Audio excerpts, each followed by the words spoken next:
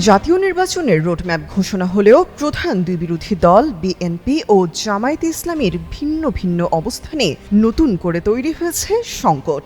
নির্বাচন পদ্ধতি নিয়ে তাদের মতবিরোধ এতটাই গভীর যে সময় মতো নির্বাচন অনুষ্ঠিত হওয়া নিয়ে অনেকেই শঙ্কা প্রকাশ করছেন। এই সংকট নিরসনে দুই দল একটি রুদ্ধদ্বার বৈঠক করলেও আসেনি কোনো সমাধান।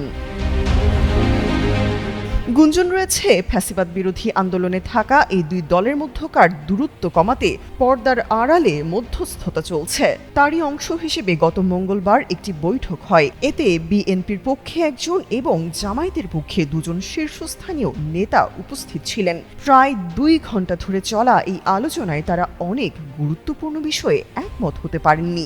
এমনকি ভবিষ্যতে আর কোনো বৈঠক হবে কিনা তা নিয়েও রয়েছে অনিশ্চয়তা। সূত্র বলছে, মূলত জুলাই সনদ, পিআর পদ্ধতি, সংবিধান সংস্কার এবং বিচার ব্যবস্থা, এই 4 বিষয় নিয়ে তাদের মতবিরোধ স্পষ্ট হয়েছে।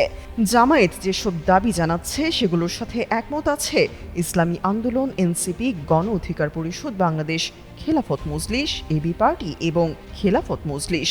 তারা জামায়াতের সাথে একটি বৈঠকও করেছে, তাতে জুলাই সনদ ছাড়া নির্বাচন হতে দেওয়া হবে না এমন মনোভাব তুলে ধরে দলগুলো। প্রয়োজনে সনদের অধীনে নির্বাচনের দাবিতে আন্দোলনের কথাও বলা হয় বৈঠকে।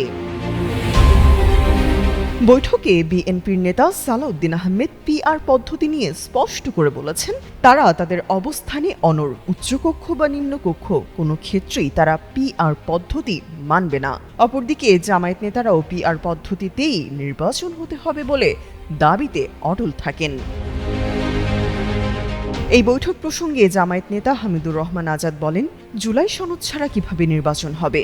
প্রধান নির্বাচন কমিশনার বলছেন, পিআর পদ্ধতি সংবিধানে নেই, কিন্তু সংবিধানে কি অন্তর্বর্তীকালীন সরকার আছে?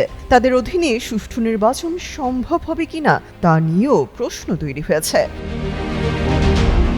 তামান্না তাবাসসুম, যুগান্তর নিউজ।